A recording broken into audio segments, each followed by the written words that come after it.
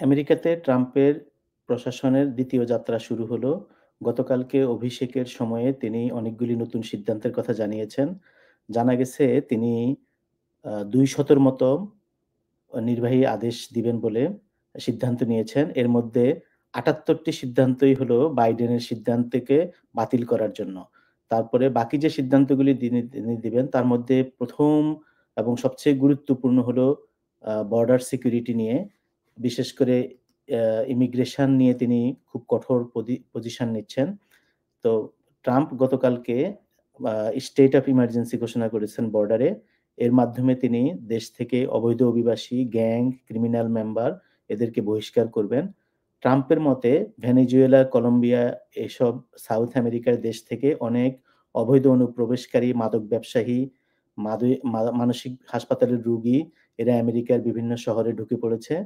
তো এদেরকে এইসব শহর থেকে নির্মূল করতে হবে এবং এর মাধ্যমে ট্রাম্প আরেকটা কাজ করেছেন সেটা হলো যে ড্রাগ কার্টেলকে ক্রিমিনাল হিসেবে চিহ্নিত করেছেন। তিনি বলেছেন প্রয়োজনে সেনাবাহিনী দিয়ে অবৈধ অনুপ্রবেশ বন্ধ করা হবে। তো আসলে ইমিগ্রেশন নিয়ে আমেরিকার বড় ২ টি দল রিপাবলিকান অ্যান্ড ডেমোক্র্যাট তাদের মধ্যে এক ধরনের খেলা চলতেছে।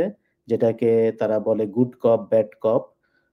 মানে হলো যে এক দল ইমিগ্রেশন নিয়ে ভালো কথা বলবে বা একটা পদক্ষেপ নেবে এবং অপর দল সেটার বিরোধিতা করবে। কিন্তু দেখা গেল যে এর মধ্যে যে ঘটনা ঘটার সেটা ঘটে যাবে। যেমন ডেমোক্র্যাটরা দেশের প্রয়োজনে গত ৪ বছরে বর্ডার খুলে দিয়ে প্রায় ১,০০,০০,০০০ মানুষ ঢুকিয়েছে। এতে রিপাবলিকানদের প্রচ্ছন্ন সায় ছিল। কিন্তু তারা এখন উপরে বিরোধিতা করবে এবং আ এর মাধ্যমে যেসব ক্রিমিনাল বা যারা আ লেস ফেভারেবল ইমিগ্র্যান্ট তাদেরকে বহিষ্কার করে দেওয়ার চেষ্টা করবে। তবে কাজটা এত সহজ হবে না। যতটুকু সহজে ট্রাম্প নির্বাহী আদেশ দিবে, ততটুকু সহজে আসলে দেশ থেকে অবৈধ অনুপ্রবেশকারীদের আ বের করা যাবে না। কারণ আমেরিকাতে অনেকগুলি রাজ্য আছে যেগুলিকে বলা হয় স্যাংচুয়ারি স্টেট। এর মানে হলো এসব রাজ্যে কোনো মানুষকে তাদের আইডেন্টিটি বা তাদের নাগরিকত্ব নিয়ে কোনো প্রশ্ন করা যাবে না। তারপরে যেটা বলেছিলাম যে রিপাবলিকান দলের যেসব ব্যবসায়ী, কৃষি ব্যবসায়ী আছেন তাদের দেখা গেল যে এইসব অবৈধ অনুপ্রবেশকারী বা অবৈধ অভিবাসীদের প্রয়োজন। কারণ আমেরিকান নাগরিক যারা তারা কম বেতনে এরকম হার্ড ওয়ার্ক করবে না। তো সেই ক্ষেত্রে আমেরিকার কৃষি ব্যবস্থাকে চালু রাখার জন্য এবং লো পেইড জব গুলিকে চালু রাখার জন্য বিদেশ থেকে প্রচুর মানুষ আনা দরকার। তো সেটা কোনো ভালো সিস্টেম তারা নিতে পারেনি। তো এইভাবে দেখা গেল যে বাইডেনের প্রশাসনের সময় তারা বর্ডার খুলে দিয়ে প্রচুর মানুষ ঢুকিয়েছে। বর্তমানে ট্রাম্প সরকার এ নিয়ে সমালোচনা করতেছে। কিন্তু ব্যাপারটা আসলে কতটুকু সহজ হবে সেটা বলাই বাহুল্য। কারণ এই কাজের জন্য আমেরিকার প্রত্যেকটা শহর, প্রত্যেকটা আ মহল্লা, পাড়া থেকে অবৈধ এবং আনডকুমেন্টেড পিপল কে ধরে নিয়ে তারপরে তাদেরকে ডিপোর্ট করা, এটা আমেরিকার জন্য অনেক খরচের ব্যাপার। ট্রাম্প বর্তমানে ভাবছেন যে প্রায় $৮৮ বিলিয়ন খরচ হবে এই কাজের জন্য।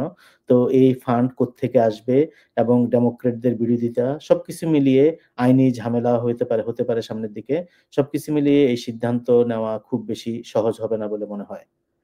তারপরে ট্রাম্প আরেকটা জিনিস করছেন সেটা হলো যে department of government emergency efficiency এটা একটা আ নতুন সংগঠন ট্রাম্প চালু করতেছেন।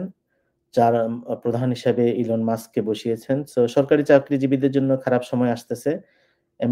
ট্রাম্প বলেছেন যে তিনি ফেডারেল শিক্ষা ডিপার্টমেন্ট বন্ধ করে দিবেন। এখন থেকে শিক্ষার দায়িত্ব হবে রাজ্য সরকারের।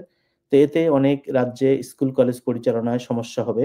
বিশেষ করে স্কুলের বাজেটের একটা অংশ ফেডারেল সরকারের কাছ থেকে আসে। সেটা বন্ধ হলে প্রাথমিক এবং হাই স্কুলে অনেক প্রোগ্রাম বাতিল হয়ে যাবে। আ এর বাইরে মিলিটারি আমলাতন্ত্র নিয়ে ট্রাম্প বলেছেন যে তিনি আমেরিকাতে মিলিটারি আয়রন ডোম বানাবেন।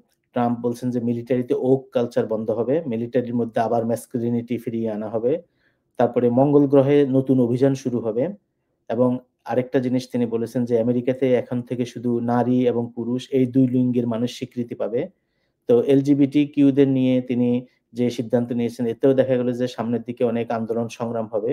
কারণ LGBTQ রা আমেরিকাতে এখন সবচেয়ে প্রতিবাদী দল এবং তারা দেখা গেল যে ডেমোক্রেটদের একটা বড় শক্তি। তো অদূর ভবিষ্যতে আমরা আমেরিকার রাজনীতিতে বিরোধী দলের ভূমিকা খুব ভালোভাবে দেখতে পাবো। বাংলাদেশের সাথে তুলনা করলে আমেরিকান রিপাবলিকান দলকে বলা যায় কাইন্ড অফ বিএনপির মতো এবং ডেমোক্রেট দল আওয়ামী লীগের মতো এবং আপনারা জানেন যে আওয়ামী লীগ বিরোধী দল হিসেবে বা রাজপথের শক্তি হিসেবে খুবই শক্তিশালী। তো একইভাবে ডেমোক্রেটরাও আমেরিকান রাজপথের শক্তি হিসেবে শক্তিশালী। দেখা যাক তারা ট্রাম্পের এই মাগা 2 এর এগেইনস্ট এ কতটুকু বিরোধিতা করতে পারে। বিদেশের ক্ষেত্রে ট্রাম্প পানামা খাল পুনর্দখল করার কথা বলেছেন অথবা আ নেগোসিয়েশন করে আমেরিকান জাহাজের ফি কমানোর ব্যবস্থা করতে চান। এর মাধ্যমে তিনি যেটা করতে চান আসলে যে পানামা খাল একসময় আমেরিকা তৈরি করেছিল এবং সেটা $1 এর বিনিময়ে পানামার কাছে দিয়ে দিয়েছে। তো বর্তমানে চাইনিজ একটি কোম্পানি বা চাইনিজ রাষ্ট্রায়ত্ত একটা কোম্পানি পানামা ক্যানালের ২ পাশের নিয়ন্ত্রণ করে রাখতেছে। তো অদূর ভবিষ্যতে যদি আমেরিকার সাথে চীনের সমস্যা হয়, তাহলে এই পানামা খালের ভেতর দিয়ে যে মালামাল পরিবহন হয়, যেখানে মেইনলি আমেরিকান মালামালই পরিবাহিত হয়, সেটা একটা চোক পয়েন্ট হিসেবে কাজ করবে বা একটা সিকিউরিটি হিসেবে কাজ করবে। সিকিউরিটি ইস্যু হিসেবে হাজির হবে। এইজন্য আ আ আমেরিকা চাচ্ছে যে পানামা খালটাকে আবার আমেরিকার নিয়ন্ত্রণে নিয়ে আনতে অথবা এট লিস্ট সেখানে আমেরিকার আ আ জাহাজের যে ফি বর্তমানে দিতে হয় সেটা আরো কমিয়ে আনার চেষ্টা করতেছেন। তারপরে আরেকটা জিনিস ট্রাম্প বলেছেন যে নির্বাহী আদেশের মাধ্যমে তিনি জানুয়ারি ৬ এর যে ক্যাপিটল হিলদের যে যারা রায়ট করেছে তাদেরকে প্রেসিডেন্সিয়াল ক্ষমা প্রদর্শন করেছেন। এতে প্রায় ১৫০০ র মতো আসামি ছাড়া পাবে যারা ট্রাম্পের মাগা সাপোর্টার। আ নাগরিকদের জন্য বা অভিবাসীদের জন্য একটা গুরুত্বপূর্ণ বিল হলো যে জন্মসূত্রে নাগরিকত্ব আইন বাতিল করে দিয়েছেন ট্রাম্প। তো যারা আমেরিকাতে অবৈধভাবে আছেন বা নন সিটিজেন যাদের গ্রিন কার্ড নেই, তাদের কারো বাচ্চা আমেরিকাতে জন্ম নিলে তারা আর জন্মসূত্রে নাগরিকত্ব পাবে না। তো এটা অনেকেই করে থাকেন। আমার পরিচিত একজন আছেন যিনি আ বাংলাদেশী। অস্ট্রেলিয়া থেকে আ উড়ে এসে আমেরিকাতে পরপর ২ বার বাচ্চা নিয়েছেন। তো আমার মনে হয় যে ওই টাইপের লোকের জন্য সমস্যা হবে। যারা এই সুযোগটা নিচ্ছিলেন আগে যে জন্মসূত্রে কোনো একটা দেশের নাগরিক হওয়া যায়। তারপরে আরেকটা গুরুত্বপূর্ণ বিষয় ট্রাম্প সিদ্ধান্ত নিয়েছেন গতকাল। সেটা হলো যে বিশ্ব স্বাস্থ্য সংস্থা বা ওয়ার্ল্ড হেলথ অর্গানাইজেশন থেকে আমেরিকা পদত্যাগ করেছে। তো ট্রাম্পের মতে আমেরিকা এখানে আ বাড়তি খরচ করতেছে। কারণ আমেরিকা দেখা গেল WHO তে $৫০০ মিলিয়ন খরচ করে। যেখানে আমেরিকার লোক সংখ্যা হলো ৩০০ মিলিয়ন। অপরদিকে 1.4 বিলিয়ন মানুষের দেশ চীন, তারা খরচ করে মাত্র $৩৯ মিলিয়ন। তো ট্রাম্পের মতে যে আমাদের এখন টাকা সেভ করা দরকার। কেন আমরা অতিরিক্ত খরচ করব? আর দ্বিতীয়ত হলো যে চীনে এত মানুষ তারপরেও তারা এত কম দিচ্ছে, সেটা একটা অন্যায়। তো এই ২ টা ইস্যু ধরে তিনি WHO থেকেও সরে আসছেন। হয়তো WHO এর মধ্যে ট্রাম্পের সাথে যোগাযোগ করেছে। তারা বলছে যে, "ঠিক আছে, আমেরিকার $৫০০ মিলিয়ন দেবার দরকার নেই। আমেরিকাও $৩৯ মিলিয়ন দিক।" তো এটা সত্য হলে দেখা গেল যে ট্রাম্প অনেক টাকা সেভ করতে পারতেছেন। আবার WHO এর দিক থেকেও দেখা গেল যে ৫০০ মিলিয়ন থেকে একেবারে 0 হয়ে যাওয়ার চেয়ে $৩৯ মিলিয়ন পাওয়াও কম নয়। তবে ওভারঅল আমার কাছে যেটা মনে হয় যে সিদ্ধান্তটা ঠিক হয়নি। কারণ আমেরিকার জন্য $৫০০ মিলিয়ন কোনো টাকাই নয়।